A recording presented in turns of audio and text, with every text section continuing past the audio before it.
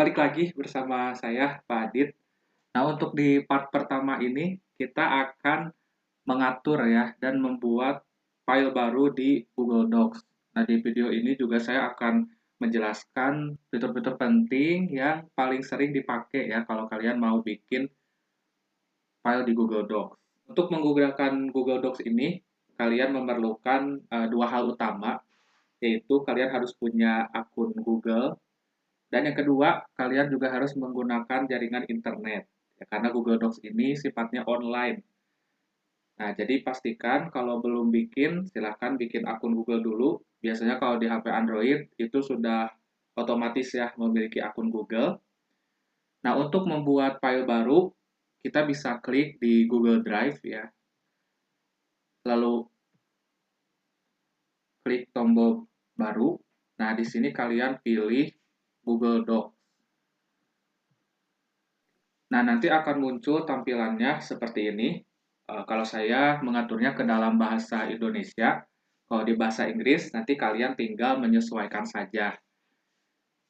Nah, untuk membuat dokumen yang sesuai dengan aturan, biasanya ada setup ya, setup yang paling awal yang perlu dilakukan, yaitu kita harus mengatur ukuran kertasnya. Nah, kalian bisa masuk ke file, lalu masuk ke penataan halaman. Nah, karena saya menggunakan Google Docs dengan bahasa Indonesia, jadi untuk pengaturannya kurang lebih seperti ini. Jadi di default-nya itu ukuran sentimeter. Nah, kalau kalian menggunakan bahasa Inggris, ukuran default-nya adalah satuan inci. Nah, jadi untuk mengikuti aturan yang biasanya ditetapkan oleh kampus, itu kan dalam satuan sentimeter. Nah, kalian bisa konversi saja kalau memang ukurannya masih dalam inci. Nah, atau bisa juga kalau mau lebih mudah, ubah Google Docs-nya ke dalam bahasa Indonesia. Nah, biasanya untuk di kampus-kampus tertentu ya, untuk pengaturan yang paling penting itu adalah ukuran kertas. Biasanya kita atur ke A4.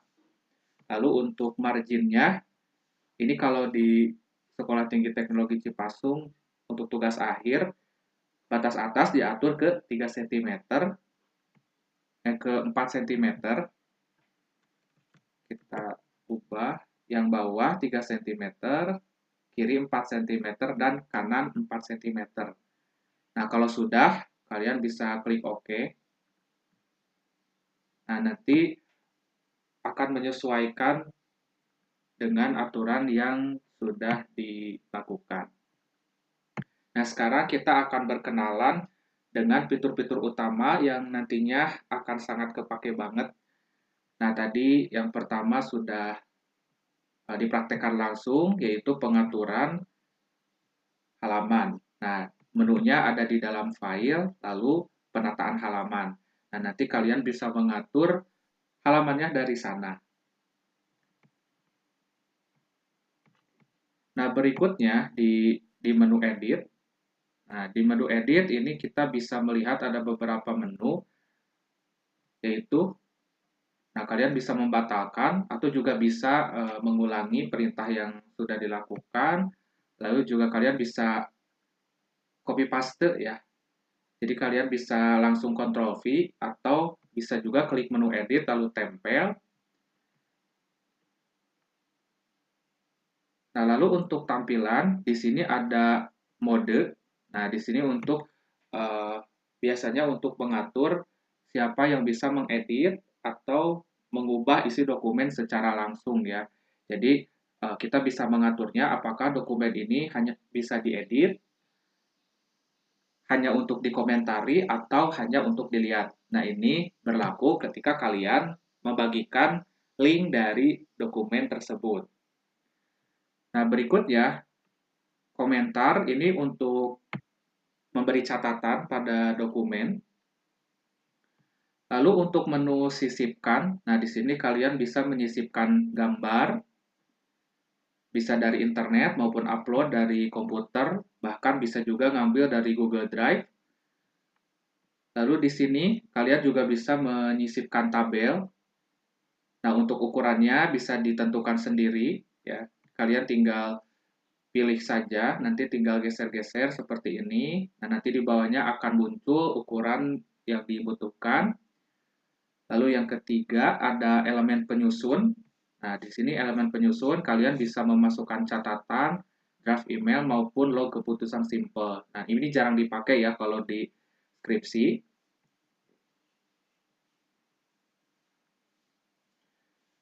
Nah, bagi yang membutuhkan diagram di dalam laporannya, kalian juga bisa memasukkannya dari sini. Bisa diagram batang, kolom, garis, ataupun lingkaran. Bahkan juga bisa diambil dari Google Spreadsheet ya. Nah, Google Spreadsheet ini sama seperti Microsoft Excel. Nah, berikutnya di dalam tab format, ini ada teks, ya. Ini untuk gaya tulisan, lalu juga ada gaya paragraf. Nah, di sini kalian nanti akan menggunakannya dalam header ya atau judul. Lalu di sini juga ada header dan footer, batas atas dan batas bawahnya. Lalu juga ada nomor halaman. Nah, di menu alat, kalian juga bisa menggunakan beberapa fitur. Nah, yang paling penting ini ejaan ya.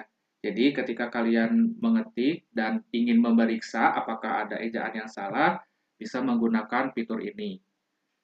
Nah, kalau kalian mau menghitung jumlah kata juga bisa diakses dari sini.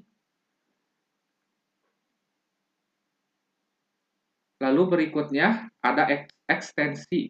Nah, ekstensi ini dipakai untuk menambahkan fitur yang tidak ada di Google Docs.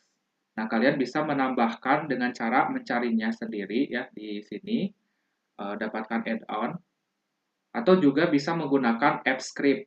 Nah, jadi nanti kalian bisa ngambil scriptnya dari Google contohnya, lalu dimasukkan ke dalam sini menggunakan fitur app script. Lalu di menu berikutnya ada Zotero. Nah, Zotero ini adalah tools citasi yang banyak digunakan selain Mendeley. Nah, meskipun untuk sekarang tools-tools citasi tidak hanya Mendeley atau Zotero ya, tapi ada juga tools lain. Nah, tapi saya sendiri menggunakan Zotero. Nah, di dalam menu Zotero ya, nah nanti ada beberapa fitur yang memang sangat dibutuhkan di dalam membuat referensi. Ya, ada menambahkan, kalian juga bisa menambahkan catatan, lalu menambah atau mengedit isi daftar pustakanya. Nah, ini opsional ya sifatnya, jadi tidak harus menggunakan Zotero juga, kalian bisa menggunakan tools lain. Lalu untuk bantuan, ini untuk petunjuk ya, mencari petunjuk bagaimana penggunaan fitur dan kebijakan layanan dari Google Docs itu sendiri.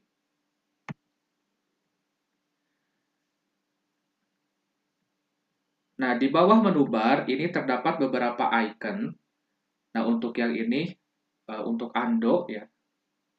Nah, ini untuk membatalkan perintah sebelumnya. Nah, untuk redo ini untuk mengulangi perintah yang sudah dilakukan. Lalu ada simbol print untuk mencetak. Simbol A centang ini untuk memeriksa ejaan. Tadi ada di menu ya. Meskipun ada di menu, tapi di sini sudah disediakan shortcut-nya. Lalu ada simbol kuas. Nah, ini digunakan untuk menerapkan format. Terus juga ada menu zoom, di mana kalian bisa menggunakan fitur ini untuk memperbesar atau memperkecil ukuran kertasnya. Ukuran kertasnya ketika ditampilkan. Bisa di zoom 100%, ini normalnya, atau bisa juga lebih besar lagi untuk mendapatkan detail yang lebih dekat. Lalu berikutnya, di sini ada gaya teks ya, ada teks normal. Jadi kalian bisa menggunakan gaya teks ini sesuai dengan peruntukannya. Kalau teks normal biasanya untuk penjelasan atau paragraf biasa. Nah, ini judul, untuk judul yang paling besar biasanya di cover. Lalu ada subjudul, ini bagian judul yang lebih kecil. Nah, untuk judul 1, judul 2, judul 3 digunakan untuk poin-poin yang lebih dalam lagi. Nah, nanti kita juga akan menerapkan fitur ini di dalam heading. Berikutnya, ada gaya huruf. Nah, di sini secara default, gaya huruf di Google Docs itu adalah Arial. Tapi kalian bisa mengaturnya sendiri dan mengubah ke format lain.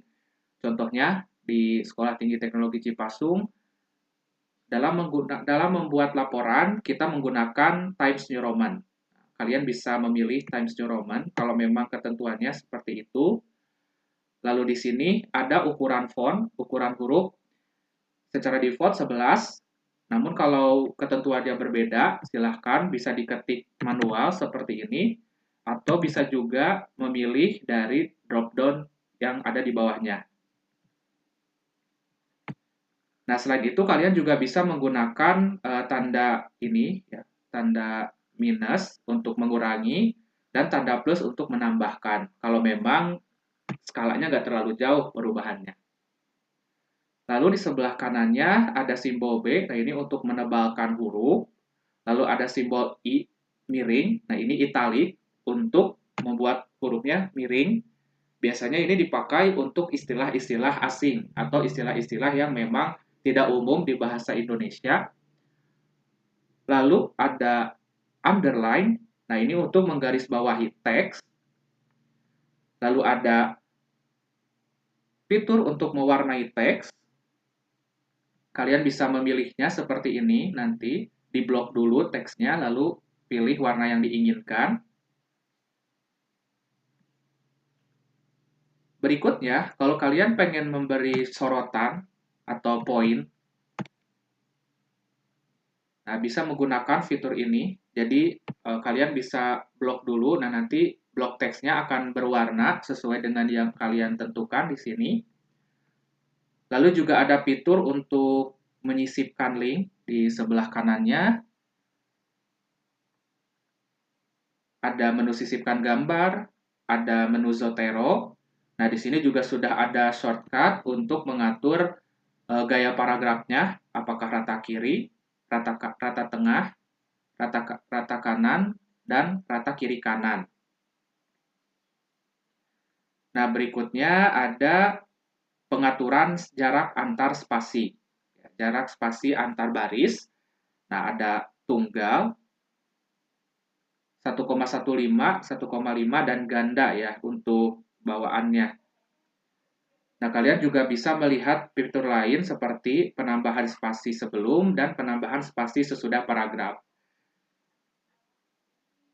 Lalu ada juga tanda checklist. Nah, ini untuk merubah paragraf menjadi checklist. Berikutnya ada menu daftar di sini, daftar berbutir. Nah, untuk daftar berbutir ini digunakan untuk memberikan poin-poin, tapi menggunakan simbol lingkaran ataupun kotak. Nah, biasanya ini digunakan kalau dokumennya tidak terlalu formal.